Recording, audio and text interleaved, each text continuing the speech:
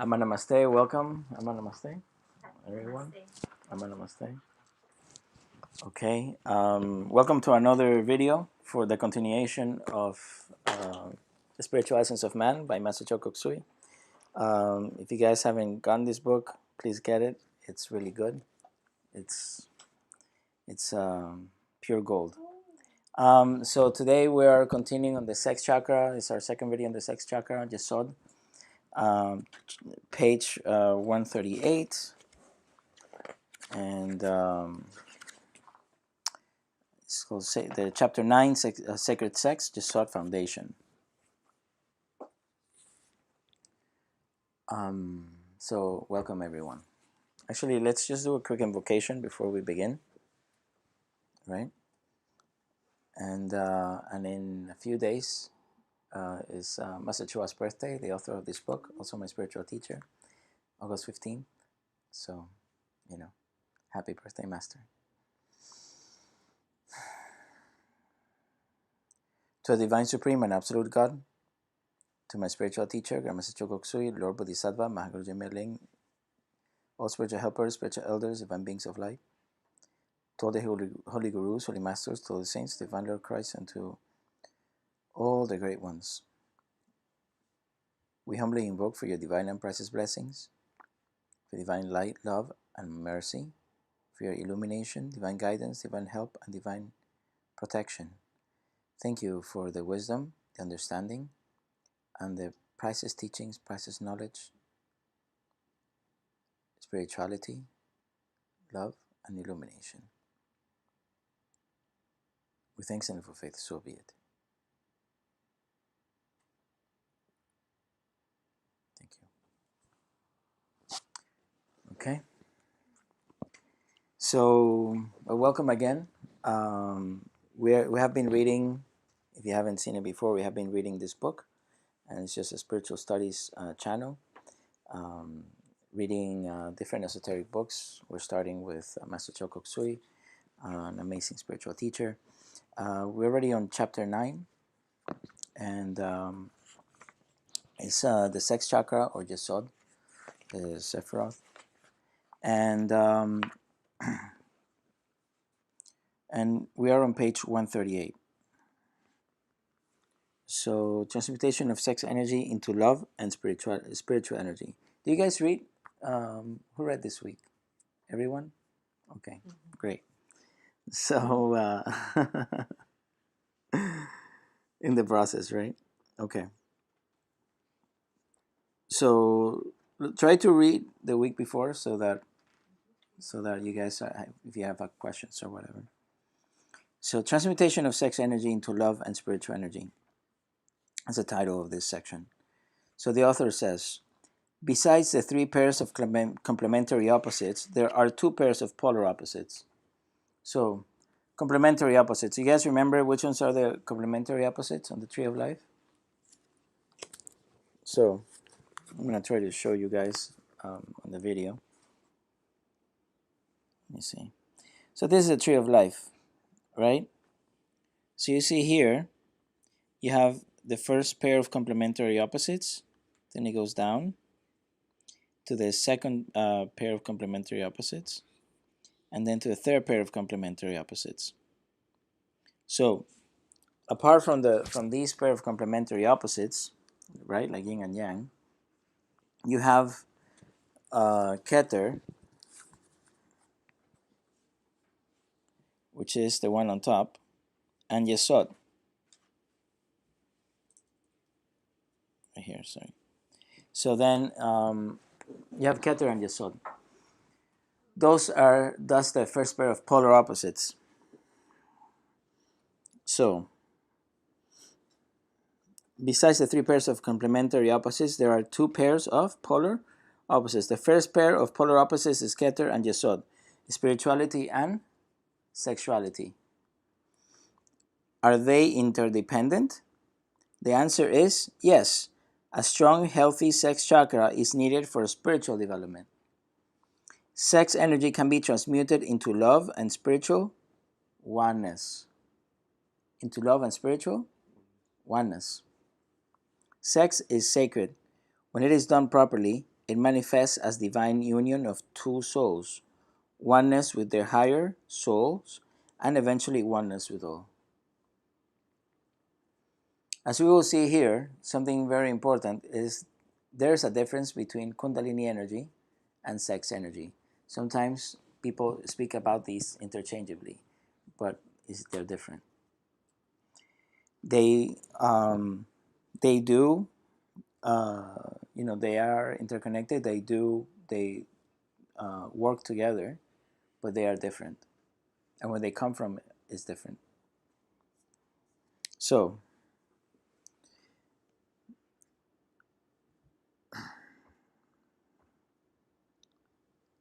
something I appreciate that the author does here is that he's setting the scene, because generally this topic, right, so the sex chakra and sexual energy, it has a lot of taboos in the world, and it's a you know when people start talking about it, it has particular connotations.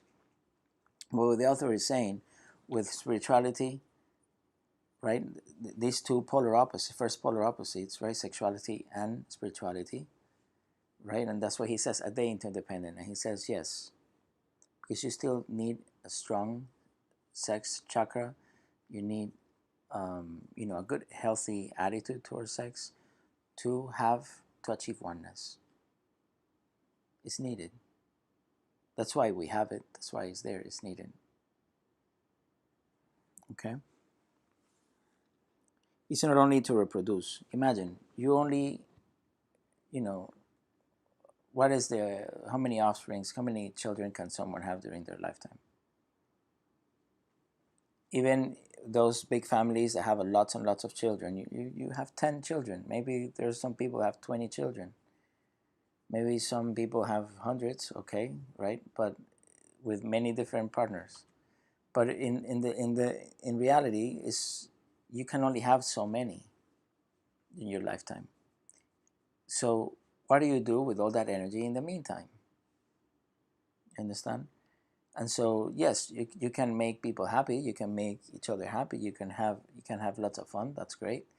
But that is not its purpose. Its sole purpose, it is actually bigger. That's why it's so strong. It's very strong energy. It's not just for just having fun and making babies. There is a deeper meaning to it, and is very profound.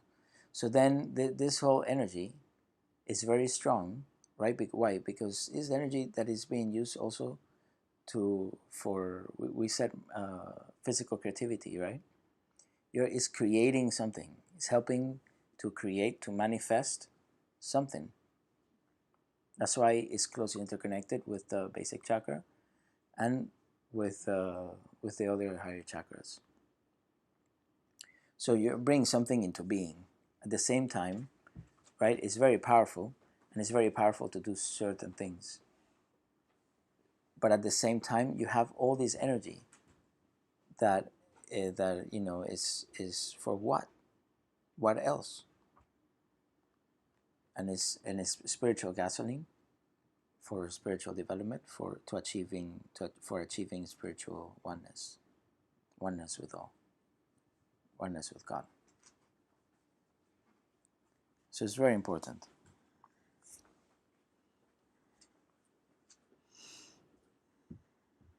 So that's why the author says here, remember we were talking about transmutation chakras that are transmutation chakras, right? So this is one of the transmutation chakras. So sex energy can be transmuted into love and spiritual oneness. Now this is very specific. It's not like the other transmutation chakras, right? Like the Meng Meng, correct? Or Netzach, right? Like the spleen and stuff like that. These are transmuting specific energies all the time. And even though Yesod is also transmuting these energies all the time, and is coming for love, for spiritual, for personal love, for spiritual love, right? Universal love. So all these, is happening, but excuse me, but the other ones are principle, principal ones, because they're actually doing, it's like all the functions, and they're affecting all the other chakras constantly with all these functions, and this is very specific for spiritual development. So that's why when they were talking about specific main chakras that were affecting, or the main transmutation chakras, and then you have others that are secondary to those main ones. So this is one of them, but this is very specific to this type of energy. So the author says, sex is sacred. When it is done properly, it manifests as divine union of two souls, oneness with their higher souls, and eventually oneness with all. And also this has to do with what we spoke about a while back. Actually, we were in this location, and we were talking about oneness with a partner, and how when you have a partner, spiritual progress, it's good to have a partner for you to have spiritual progress. In your spiritual progress, you grow faster. That's what Master Choa used to say. But that doesn't mean you need to have a partner to grow an accelerated rate. But because it doesn't always happen. But if you are both have the same vision of growth, you grow quicker. There's also more opportunities to grow, because you have to constantly compromise and learn. So the author continues, there are several schools of thought, right? One extreme school of thought has the negative attitude that sex is dirty and must be avoided. With this kind of attitude, spiritual development is impossible. Is what? Impossible. Why? The reason is that sex energy is suppressed and inhibited. Therefore, it cannot go up to the upper chakras. Without the transmuted sex energy, the crown chakra, Keter, the center of illumination and divine oneness, cannot be activated and cannot function properly. So, what is Keter? The center of illumination and divine oneness. It's the entry point of spiritual energy into the body. It is needed for spiritual development. It is needed for spiritual development, right? Without Keter, that cannot occur. That's that. So, now, can you restrict 100% of the flow of spiritual energy to the higher centers just by having a negative attitude towards sex? No. You would die.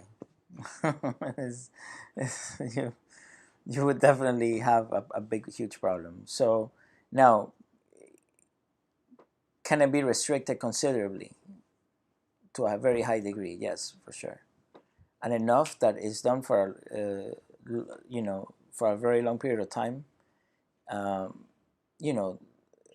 Malfunctions can happen from the higher chakras, and definitely there can be ailments like being senile and other things that have to do with puritanical views with that. So it definitely has adverse effects, and it definitely can affect it. But 100%, no. It's even trickles keep you going, but it's not enough for true spiritual development. It's not enough for your spiritual development will be very, very slow, and it's not enough for forever, for a long period of time. Okay.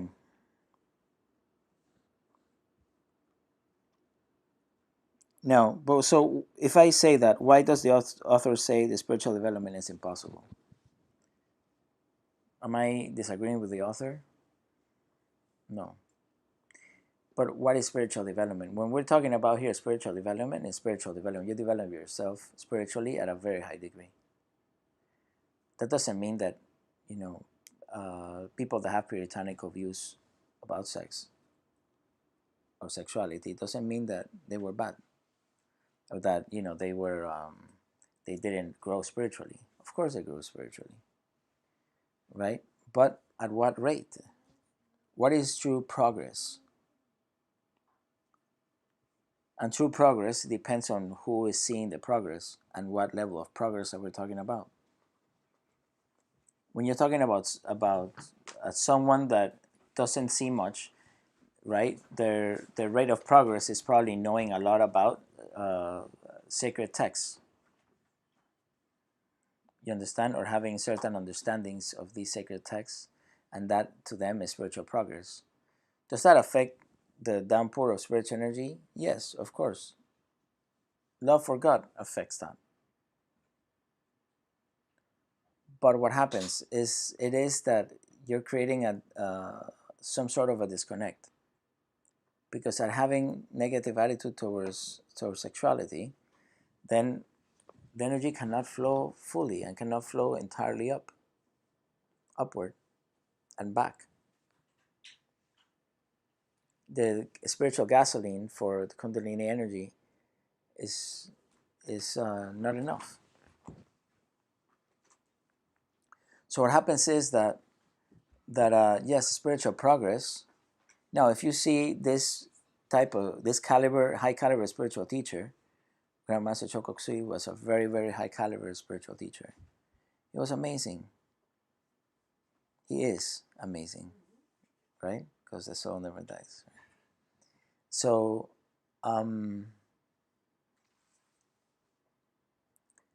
so for him, spiritual progress is spiritual progress. He has seen many things. His level of spiritual progress is great.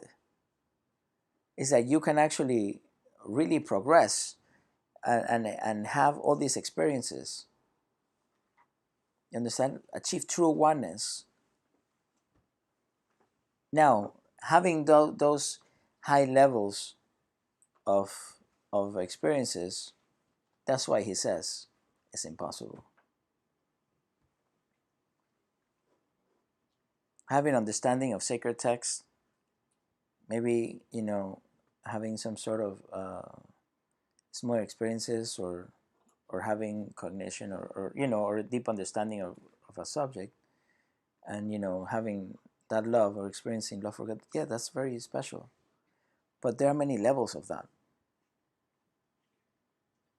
You understand? And so and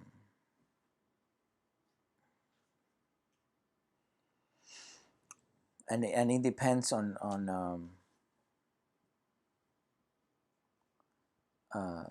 and it depends on a lot of things, because but to have these higher levels of experience, that's why he says it's impossible. Like true spiritual progress.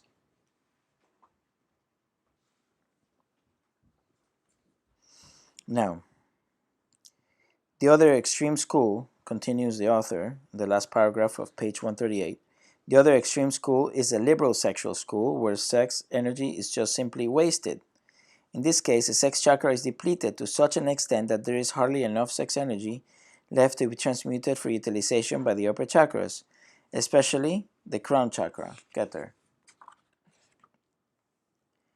The practical approach would be the middle path, which is to consider sex as natural and healthy, and to transmute sex energy. I'm going to read that again. The practical approach would be the middle path, which is to consider sex as natural and healthy, and to transmute sex energy. The transmutation of sex energy can be done solo, without a sex partner. This is practiced by the Northern Taoist school. On the other hand, the approach in the Southern Taoist school is done through the sexual act with a partner of the opposite sex. Sex energy is transmuted during the sexual union, manifesting as illumination and divine oneness. Both Taoist schools are equally valid. For a person to practice transmutation of sex energy with or without a sex partner, it is absolutely necessary that she or he must have a healthy and wholesome attitude towards sex. She or he must consider the sexual act as natural and sacred. Whether a person should be celibate or not is his or her own personal choice. Why does he talk about celibacy? He's talking about different schools. That some like that may use a partner, others that do not. So celibacy is is a concept that is you know widely known in most traditions. So in most main religions, celibacy is there, and it exists. Why does celibacy exist? Because at some point it was taught, or it was said in all these different traditions about that, about holding, or men specifically, right, not ejaculating. So that what did that do? That was actually to maintain as much energy as possible, sex energy as possible, so they can use it, for high spiritual progress. But at some point, that was the entire teaching was not given. Why? Because when the whole teaching is given, your spiritual progress is very fast, and the person becomes really powerful. And with all this energy that is generated, other things can be done.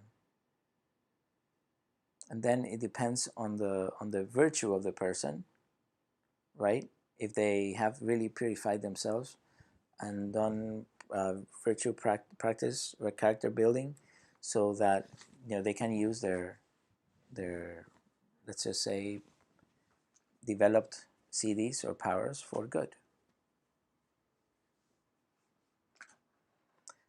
So, because with great power comes great responsibility. Thank you, Spider-Man. I read those too. Those are great books. Yes. When you say that practice the non-ejaculating so that you can maintain all that sex energy, does that apply to women as well? That's a good question. All right, let's continue reading. No, I'm just joking. So the question is, right, if I don't know if you guys heard the question, so I'm just gonna say it. So the question is, when I say about not ejaculating, does that if that applies to women as well? No, women actually are naturally tantric. They naturally transmute the energy. Yeah. So God made like an improved model there. I'm just joking. Joke. So so yes. Um, so again, but that doesn't mean that celibacy, right, has to be that way. That partners cannot enjoy having sex together. That's why he's saying, because oneness can also be achieved, and the energy can be transmuted with a partner. You understand? Uh, and you know, um, and then climax, right? The orgasm and climax can be reached with your partner without by both by men and women, right, with their partner, by both partners, even even if the person is not ejaculating. So that's where these Taoist schools and other schools or traditions are talking about. So the next section, Lord Krishna and Brahmacharya. So generally Brahmacharyas, that this is a Sanskrit word. Lord Krishna, right? From the Hindu tradition. Brahmacharyas in the Hindu tradition are those are celibate, right? So Brahmacharyas are celibate. They choose to be celibate in the Hindu tradition. It's not a must, like in the Catholic, Roman Catholic tradition, that that happens. But it's not it's not a must here, but they choose to be. Now, so it reads, page 140. Um, there's an interesting story in the Mahabharata. The Mahabharata is one of the epics of the Hindu tradition, and it's one of the sacred works, one of the sacred books from the Hindu tradition. Inside the Mahabharata, have you guys heard of the Bhagavad Gita? Right, the Song of God. So the Bhagavad Gita is inside. It's one of the books that are inside of the Mahabharata. So there's an interesting story in the Mahabharata about Lord Krishna. In the last part of the story, they were looking for rishis, right, or sages, who were brahmacharyas, who were celibate, right, or celibates, in order to revive a baby who had been killed. None of the rishis, right, because these people were very powerful, right, and they were thought to be powerful, very pure, and that's why they were looking for them. But it says that none of the rishis, brahmacharyas, volunteered to touch the baby because they might be celibate physically but not internally. You may be physically celibate but not internally. Finally, Lord Krishna was asked to revive the baby. When he touched the baby became alive. The question is, why? And it says, why? Lord Krishna said that when he had sexual union with his legal wives and his gopis, or female lovers, he spiritually became one with them, and one with Parabrahman, the Supreme God. He is therefore a real Brahmacharya. So why does it say a real Brahmacharya? Brahmacharya were celibate. But he has several wives and female lovers that were,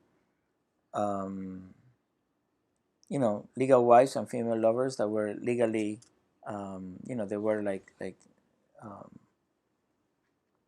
and the gopis were said to be married to them because of they were all Krishnas, right? And so and of course this is cultural, right? This is not part of our culture, but in those times it was accepted in their culture. So it says here, he is therefore a real Brahmacharya. By becoming spiritually one with all his beloved, Lord Krishna became one with God and one with all. So there are stages of oneness, there are stages of love. You first love and become one with the one you love, or those that you love, and then you can become one with all. So to understand the concept of celibacy or Brahmacharya, it is important to understand the root word of Brahmacharya. The term Brahmacharya comes from two words, Brahman, which means universal supreme God, and Acharya, which means one who practices. So one who practices universal supreme God. So what does that mean? Where am I? Through the transmutation of sex energy. So one who practices union. So when the two words are combined, Brahmacharya means one who practices union with the universal supreme God through the transmutation of sex energy. Sexual celibacy does not necessarily mean abstaining from sexual activity, and definitely not suppressing sexual desire.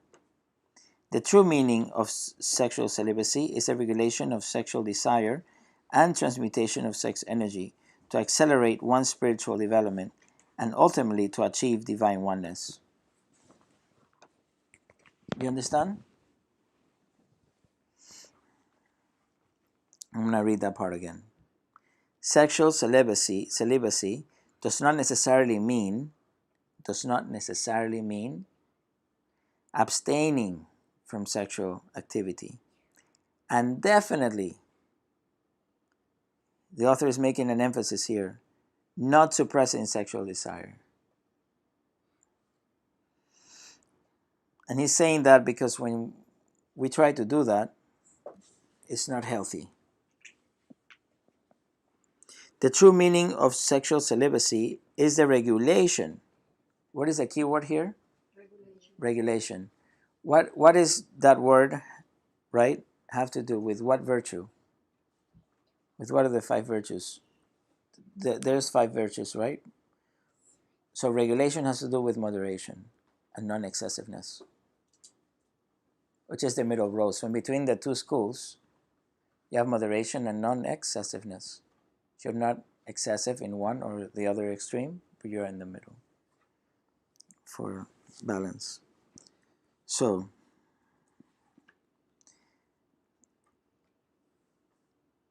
the true meaning of sexual celibacy is regulation of sexual desire and transmutation of sex energy to accommodate one's spiritual development.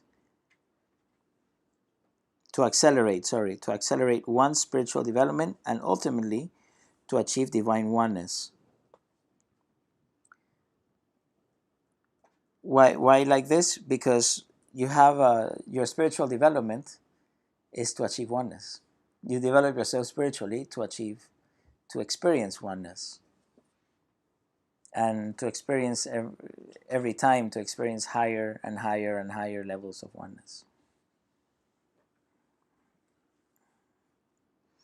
Bodhisattva Padmasambhava, an avatar and the founder of Tibetan Buddhism and Lamaism, is known to have had a spiritual consort. He is one of the foremost experts in the science and art of transmuting sex energy to achieve divine union. He's the one that brought Buddhism to Tibet. So he's known by different names. So Bodhisattva Padmasambhava, Guru Rinpoche, Guru Pema.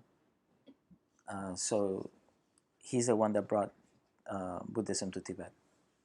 And so he himself, one of the foremost experts in the science and art of sexual transmutation, right?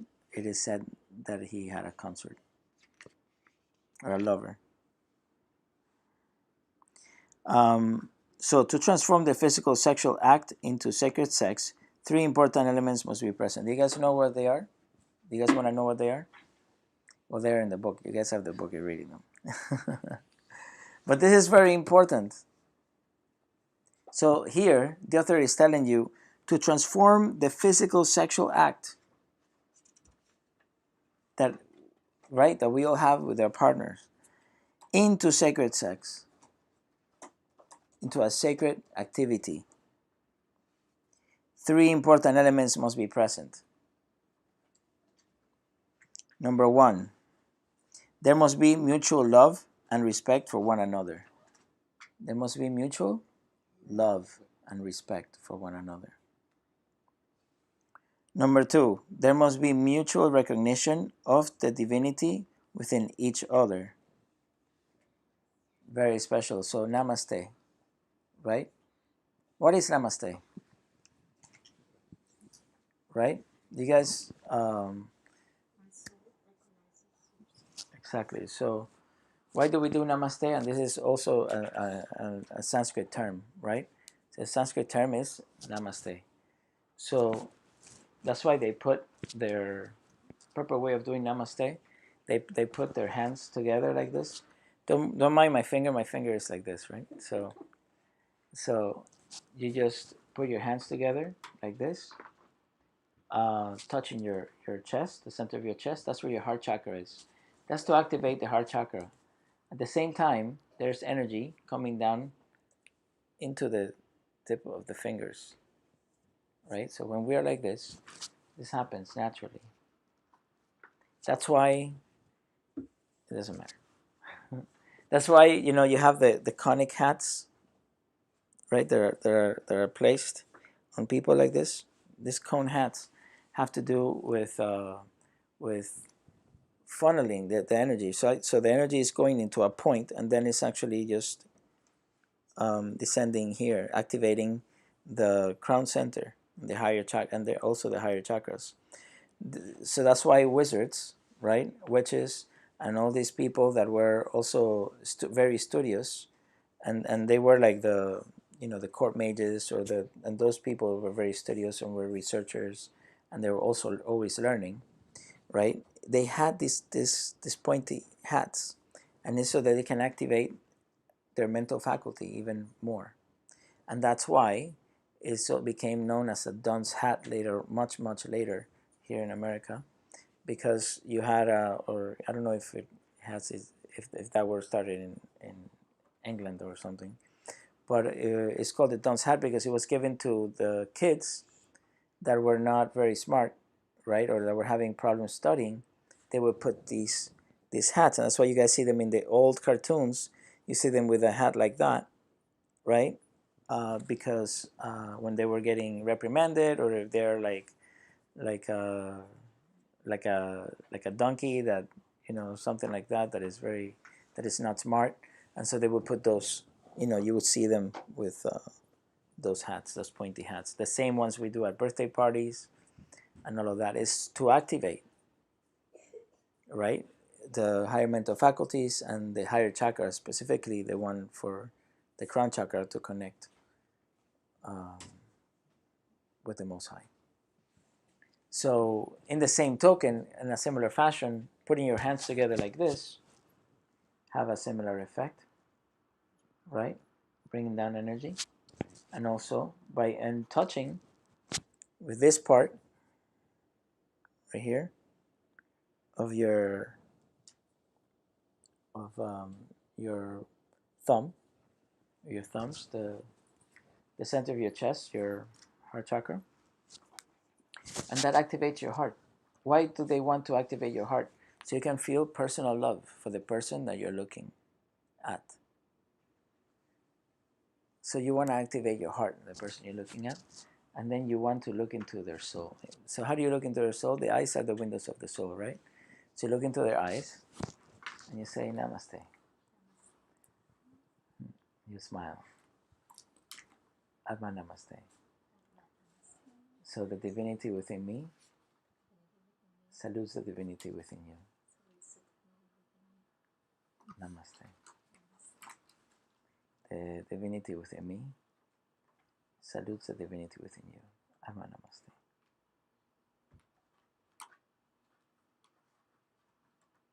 So that's what you can do with your partner as well. And it doesn't have to be a partner. It could be with anyone, friends. You guys want to do it real quick? Just grab a partner and you can do namaste.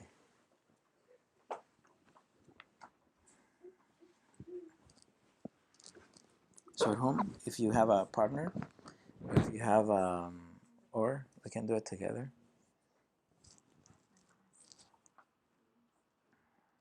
Eli, do me a favor. Grab a partner here over there.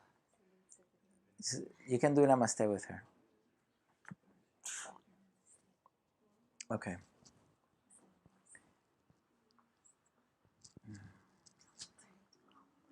The Atma namaste. Divinity within me. Salutes the divinity within you.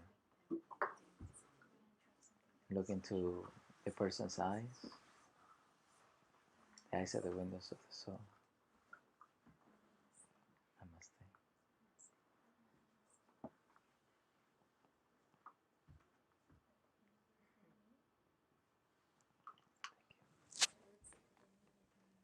So,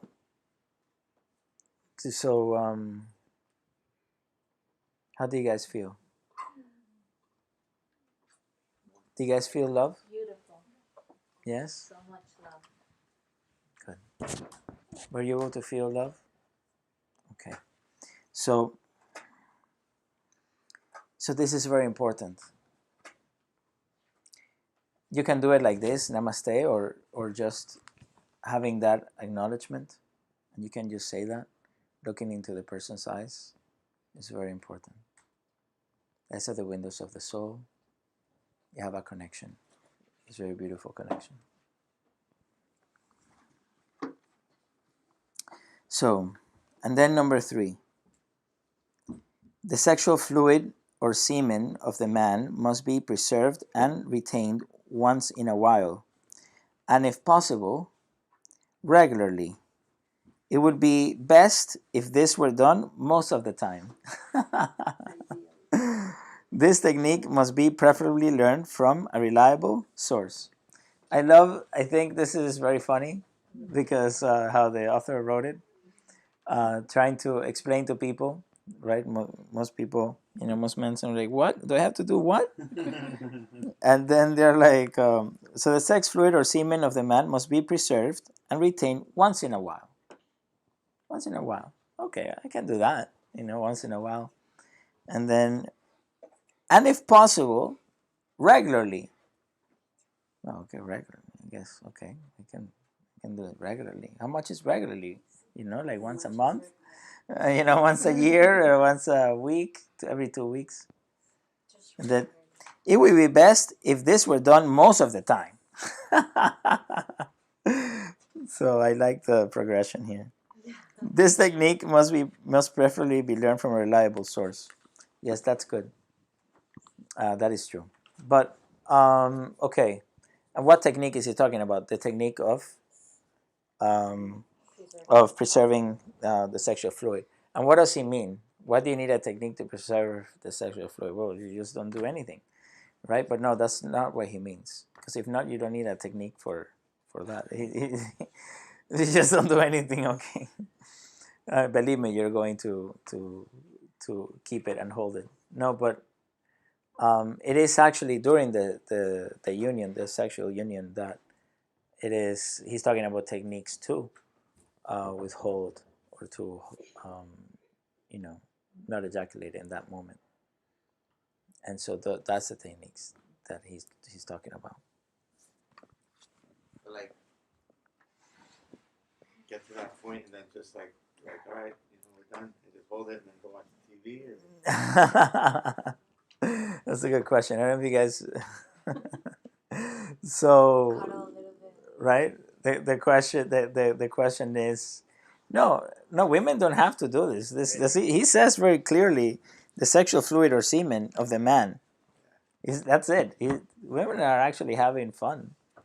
No, you can have fun too. And the question is, and that's it. And then what, you just hold it and that's it. And then you just go watch TV and that's it. All good. No, part of the technique is also achieving climax, even if there's no ejaculation of the sexual fluids. You understand? So even if you're preserving, right, the orgas or the sexual fluids, if you're preserving those, there's still techniques for doing that, and at the same time, um, having, experiencing climax or orgasm, and actually having multiple experiences of climax while doing that.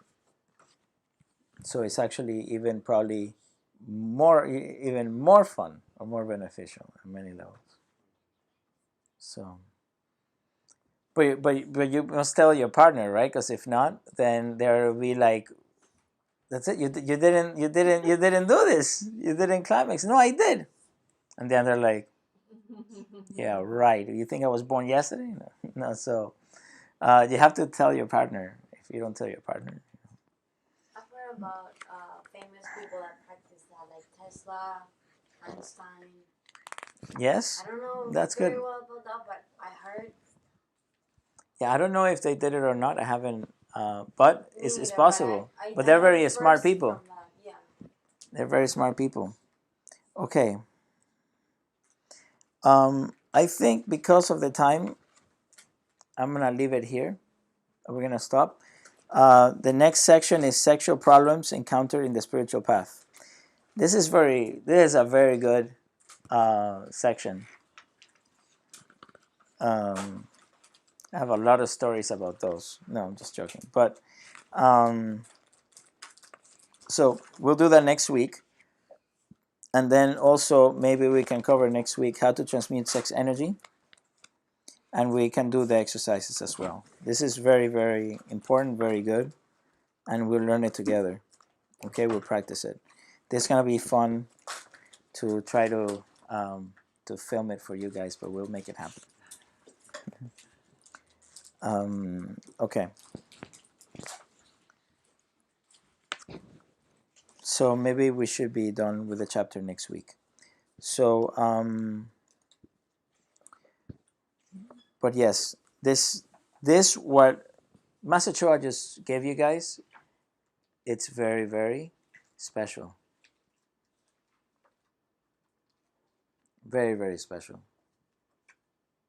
Because with this, you have everything. If you have a partner, right? If you have a partner, having you can actually just try this. You can have this as part of your your moment, when you intimate moment, because sexual energy can be transmuted into love, into intimacy, into love, into higher mental faculties, and into spiritual oneness.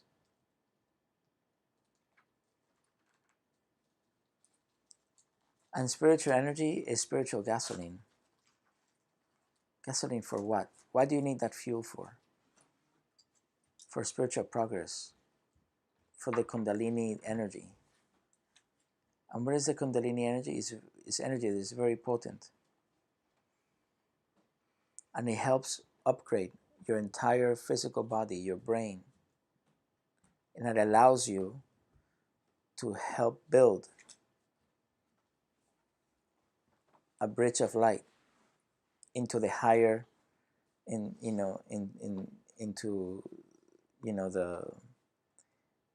the incarnated soul, the higher soul, and the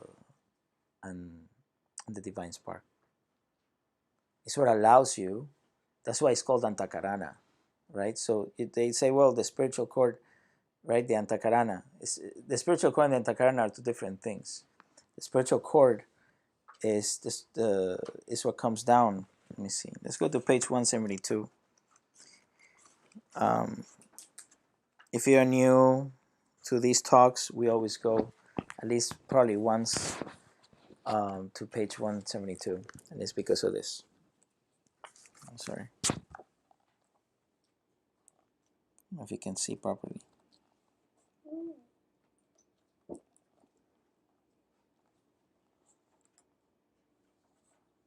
Okay, so over here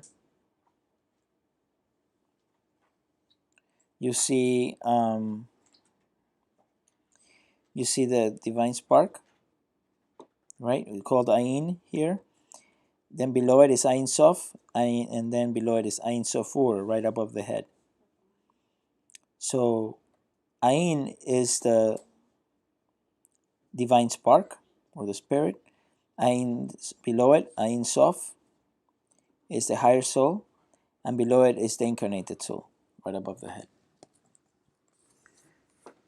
Father, Son, and Holy Spirit. That's why you see a dove on top of the Lord Christ, right? It represents the Holy Spirit, but it's also representing the incarnated soul. So you first achieve oneness. So when you achieve oneness at this level, with the at the level of the incarnated soul, so that is called self-realization. Then at the level of the higher soul is soul realization, and then higher is God realization. Oneness. That's why, like we say, there are many different levels of oneness or achieving oneness. So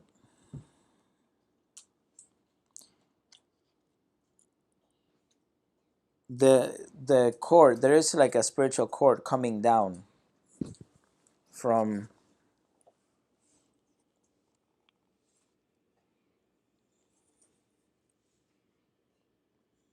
sorry, it's right here. So there's a divine cord coming down from Ain down to Ain Sof and down to Ain Sof Ur. So there is a cord coming down all the way from there into the crown center. This cord is called the spiritual cord. Now, and it's energy coming down.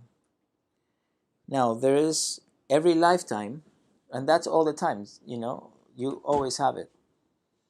Now there is, but every lifetime, right, we have to rebuild for our spiritual progress a bridge, or also now the light coming back up. And this, you need to build like a bridge or a cord back up. You understand? And this bridge is called the bridge of light, or Antakarana. That's what Antakarana means. It's the bridge of light. So one is coming down, and this one you are building coming back up. And no matter if you have built it before in other lifetimes, every lifetime you have to build it again. You have to go through the process again. But as with everything, practice makes perfect, right? So every time it gets easier. That's a good part. So I'm going to go back to 140, page 140, and that's that. So this right here is very important. You can do this with your partner, right? And it's a very special moment. Have respect for one another. You guys can say beautiful things to each other. You understand? And this is how I respect you, and this why. This is how I feel about you, and you do the same. And and this is beautiful because it activates the heart center. And then you do a namaste. And that's part 2. And in that way, you are not only connected at the level of the heart, you're also connected at a higher level, spiritually. And that's why then is mind, body, and spirit, and emotion. It's a connection at many different levels. And then, and then when you connect physically, let me see what I can say. There are many techniques, different, especially Taoists. The Taoists, they talk a lot about sexual transmutation, and they talk a lot about, this type of techniques as well. There is actually a class in pranic healing called sexual alchemy that I recommend for you guys to take if you haven't taken it yet.